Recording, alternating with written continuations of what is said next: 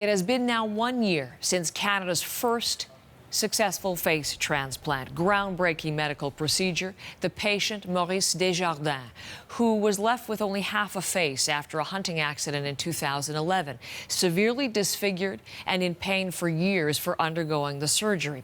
10 surgeons, 30 hours of intricate surgery, and here we are 1 year later, at this point in a journey. You remember last year, we introduced you to the surgeon who was responsible for that, who told us all about what he was able to accomplish with his team, Dr. Daniel Borsuk, who is with us once again from Maisonneuve-Rosemont Hospital in Montreal, in our studio in Montreal, and giving us some time this morning on the day when everyone is talking about this again. And great to see you, Dr. Borsuk. Thank you for being with me.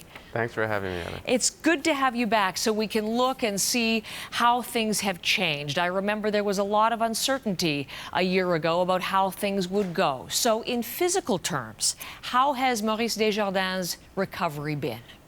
Physical terms, he's going just as well as we would have hoped. It's been a long journey, you know, with the immunosuppressive or the anti-rejection medication. He's had some infections, a couple setbacks, nothing that we didn't expect. So things have been going quite well, and he's home now, and he's getting happier by the day. Rejection was the worst case scenario, and here we are, and that hasn't happened, so that's great news. That hasn't happened, yeah. But in terms of setbacks, what has he encountered? Well, in order to avoid rejection for any transplant patient, we have to give these very strong medications to reduce your immune system. When you have a less of an immune system, you have a higher chance of getting infection. So he had, you know, digestive infections, skin infections, and things, and every time he gets an infection, he has to come to the hospital. So he's had a couple of those, several of those throughout the year, which is kind of, you know, it's difficult for him, it's difficult for the team, but Maurice just bounced back. He's amazing. Isn't that great? That suggests a good spirit, which makes me want to ask about psychological terms now and the whole adjustment to a whole new face. How has he done emotionally and psychologically? It's amazing, actually. When I ask him every week, I see Maurice, I say, so how's it going with the face? He goes, stop asking me about the face. The face is doing great. He's already incorporated the face as if it's his own. It's other things that he didn't expect. It was the financial strain has been the biggest problem on him and his wife. You know, every transplant patient in this country, they don't live often next to the transplant center. Just getting to the center for all of their follow-ups, all the medical, you know, tests that they have to undergo throughout the year, it costs a lot of money, and usually they have like a provider, like their loved one, who takes care of them. And in this case, Gaëtan, his wife, she had to stop work. So that, I think the financial strain has been the biggest hurdle this year for them. What about for you? What has been the biggest surprise over the past year? The biggest surprise, positive surprise, has been that we've seen that a lot of, because we're talking about transplants, even though it's just it's a face transplant, there are more and more people who have been signing their cards, more and more people who want to become donors, getting involved with trying to become organ donors in this country, and it's become part of that public realm now where people are discussing it more and more, and I think that's been the greatest gift so far that we've seen. I was struck, and our whole team was struck, when we remembered our conversation last year, and I believe I asked you something about your feelings when you saw his new face, when the surgery had been successful.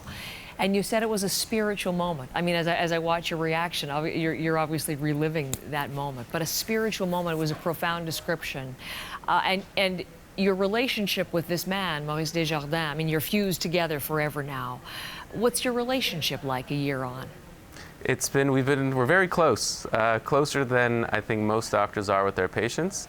Maybe we're too close, but him and his wife they're incredible people, and he's almost part of the family. You know, I think about him on a daily basis, so it's quite a relationship. We're just looking at a beautiful picture of you embracing him so warmly. I don't know if we could maybe look at that again. You must feel the stress every bit as much as he does through all of this.